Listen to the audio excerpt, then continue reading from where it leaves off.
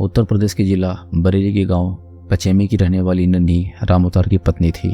उसका विवाह रामोतार से करीब 15 साल पहले हुआ था। उसके 6 बच्चे थे।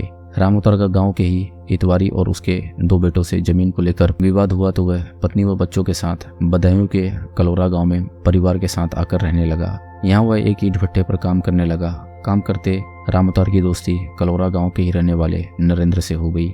नरेंद्र भी उसके साथ ही काम करता था। 35 वर्षीय नरेंद्र अविवाहित था। वो अपने भाइयों में सबसे बड़ा था। उसके पास खेती की कुछ जमीन भी थी जिस पर वह खेती करता था। खेती करने से बचे समय में वह ईंट भट्टे पर काम करता था। रामोतार और नरेंद्र में दोस्ती करीब 2 साल पहले हुई थी। दोस्ती हुई तो नरेंद्र का रामोतार के घर आना जाना शुरू हो गया। जाने आने के दौरान ही कुंवारे नरेंद्र को नन्ही का रूप रंग भा गया। रामोतार की गैर मौजूदगी में भी वह नन्ही का हालचाल जानने के बहाने उसके घर चला जाता था। नन्ही उसकी खूब आवभगत करती थी। नरेंद्र मचे हुए खिलाड़ी की तरह अपना हर कदम आगे बढ़ा रहा था। जब भी वह रामोतार के घर जाता उसकी नजरें नन्ही के इर्द गिर्द ही घुमा करती थी। वह उस पर दिलो जान से लट्टू था। 6 बहनों की मां बनने के बाद भी नन्ही में आकर्षण था। उसके बदन में मादकता का बसेरा था। नरेंद्र दोस्त की गैर मौजूदगी में नन्ही को कभी कभी तोहफा दे आता तो कभी रुपए देकर खुश कर देता। उसके इस आत्मीय व्यवहार से नन्ही उसका खूब सत्कार करती और उससे खुलकर बातें करती थी। एक दिन दोपहर को जब नन्ही घर में अकेली थी, अचानक नरेंद्र उसके यहाँ पहुंच गया। हमेशा की तरह नन्ही ने उसका स्वागत किया और चाय बनाकर दी। फिर हंसते हुए बोली, आज आपकी दोस्त से मुलाकात नहीं हो पाएगी क्योंकि वह काम से बाहर गए हैं। नरेंद्र के होठों के कोनों पर शैतानी मुस्कान आ बैठी। कोई बात नहीं भाभी, असल में आज मैं तुमसे ही मिलने आया हूँ। ऐसी क्या बात है कि आपको खास मुझसे मिलने की जरूरत आ पड़ी? बताओ, मैं किस काम आ सकती हूँ? वह बोली। नन्ही का मन टटोलने के लिए नरेंद्र बोला, वक्त बेवक्त अपनों का फर्ज बनता है कि अपनों की मदद करें। तुम्हें पता है कि मैंने तुम्हारे लिए कभी अपना हाथ नहीं खींचा। आज उसी मदद का प्रतिदान मांगने आया हूँ। नन्ही समझ नहीं पाई कि नरेंद्र कहना क्या चाहता है। बस वह इतना ही कह पाई, आप कहिए तो मैं आपके किस काम आ सकती हूँ।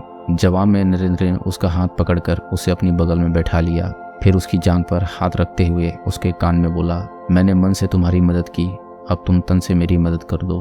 कहने के साथ ही उसने हाथ नन्ही की कमर में डालकर उसे खुद से सटा लिया और उसे चूमते हुए बोला, सच कहता हूँ, मैं तुम्हें बहुत चाहता हूँ। तुम्हें कसम है मेरे प्यार की, इनकार मत करना। नन्ही हतप्रत रह गई।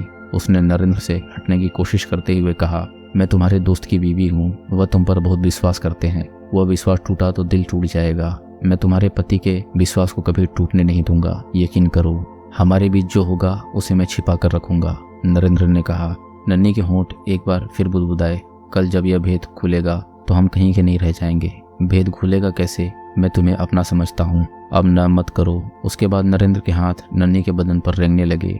उसकी हरकतों से नन्ही के विवेक पर भी पर्दा पड़ गया। नन्ही भी सारी मान मर्यादा भूलकर नरेंद्र के साथ अनैतिक रिश्ता बना बैठी। अपने स्त्री धर्म पर दाग लगा चुकी नन्ही को यह सब करने का पछतावा इसलिए अधिक नहीं हुआ क्योंकि अविवाहित नरेंद्र का साथ उसे अच्छा लगा। औरत एक बार जब फिसलती है तो फिर फिसलन की राह पर जाने से अपने कदमों को रोक नहीं पाती। फिर नरेंद्र जैसा बहकाने वाला मर्द हो तो नन्ही जैसी औरतें कहाँ खुद को रोक पाती हैं। लिहाजा नन्ही और नरेंद्र के संबंधों का सिलसिला चल निकला।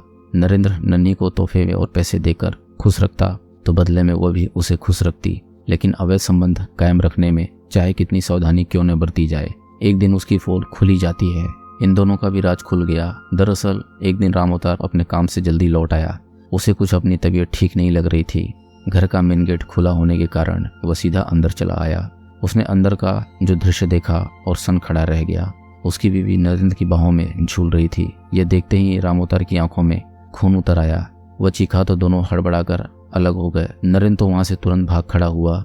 नन्ही भला कहाँ भागती। वह अपराध बोध से नजरें झुकाए सामने खड़ी थी। रामोतार ने लात घूंसों से उसकी पिटाई करनी शुरू कर दी। हरामजादी, मैं तेरी सुख सुविधाओं के लिए बाहर खट रहा हूँ और तू गैर मर्द के साथ घर में गुलछर्रे उड़ा रही है। तूने एक बार मर्यादा के बारे में नहीं सोचा।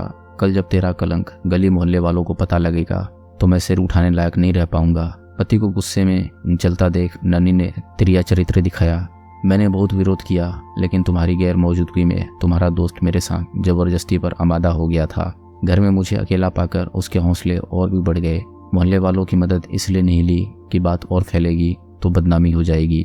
मैं कसम खाकर कहती हूँ कि मैं मजबूर थी। नन्ही ने चालाकी से अपने आप को बचा लिया। उस दिन के बाद से नरेंद्र काफी दिनों तक रामोतार के सामने नहीं पड़ा और न ही उसके घर आया। लेकिन जिस्म की आग भला कहाँ चैन लेने देती है। फिर से नरेंद्र रामोतार के घर उसकी गैर मौजूदगी में जाने लगा, लेकिन अब दोनों ही सावधानी बरतने लगे थे। 20 अगस्त 2020 की रात रामोतार छत पर सो रहा था। नन्ही नीचे कमरे में सो रही थी। रात 11:15 बजे कुछ लोगों ने घर में घुसकर रामोतार को गोली मार दी।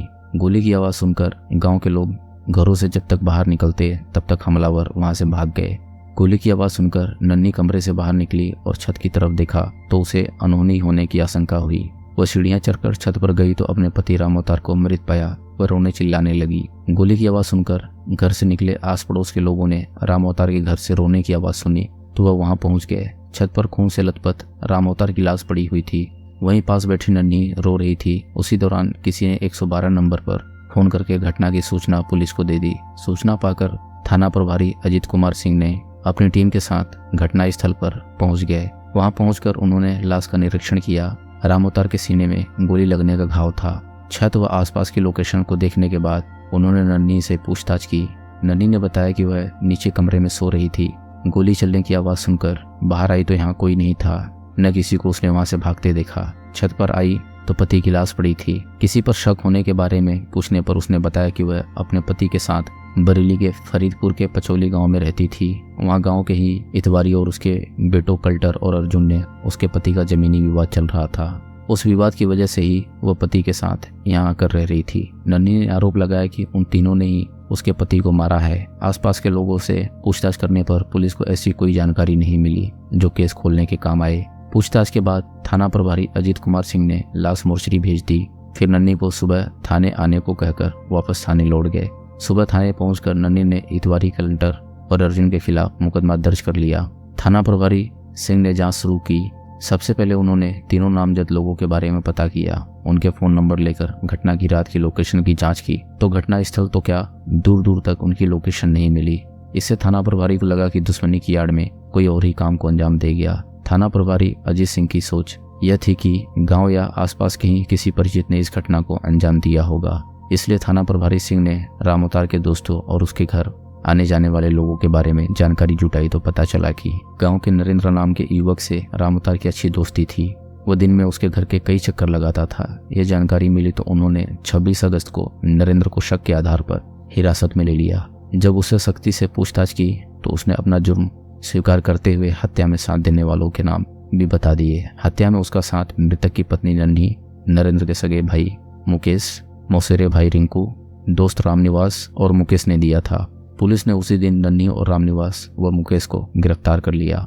उन सभी से पूछताछ करने पर पता चला कि नन्ही और नरेंद्र रामोतार की गैर मौजूदगी में सावधानी से मिल तो रहे थे, लेकिन कई बार पकड़े जाने से बाल बाल बचे थे। अब पकड़े जाने पर उन्हें रामोतार की ओर से कोई खतरनाक कदम उठाए जाने का भी अंदेशा था। वैसे भी जब से रामोतार ने नन्ही को नरेंद्र के साथ आपत्तिजनक अवस्था में देखा था तब से वह वक्त बेवक्त घर आ धमकता था। उसके घर आने का खौफ दोनों के दिल दिमाग पर हावी रहने लगा। ऐसे में वो दोनों ठीक से मिल नहीं पाते थे। इसलिए रामोतार नाम के खौफ को हमेशा के लिए अपनी जिंदगी से मिटाने का उन दोनों ने फैसला कर लिया। सबके साथ मिलकर नरेंद्र ने हत्या की योजना बनाई। योजना बनाकर नन्ही को नरेंद्र ने पूरी योजना के बारे में बता दिया। 20 अगस्त की रात जब रामोतार छत पर सो रहा था, नन्ही नीचे कमरे में जागी हुई उसका इंतजार कर रही थी। रात 11:15 बजे नरेंद्र अपने साथियों के साथ रामोतार के घर पहुंच गया और नन्ही द्वारा रामोतार के छत पर सोने की बात बताने पर सभी छत पर पहुंच गए और सोते हुए रामोतार के सीने पर गोली मार दी। गोली लगते ही रामोतार ने दम तोड़ दिया। इससे पहले कि कोई वहां आए वे लोग वहां से फरार हो गए। नन्ही योजना के अनुसार कुछ देर बाद छत पर जाकर रोने चिल्लाने लगी। वे हत्या करने की अपनी योजना में तो सफल हो गए, लेकिन अपने पाप को बचाने में सफल नहीं हो पाए और पकड़े गए। थाना प्रभारी अजीत कुमार सिंह ने कागजी खानापूर्ति करने के बाद चारों अभियुक्तों को जेल भेज दिया। दोस्तों, अगर आपको कहानी पसंद आ रही हो तो वीडियो को लाइक करें और चैनल को सब्सक्राइब करें। हम ऐसी मजेदार कहानियां आपके लिए लाते रहेंगे।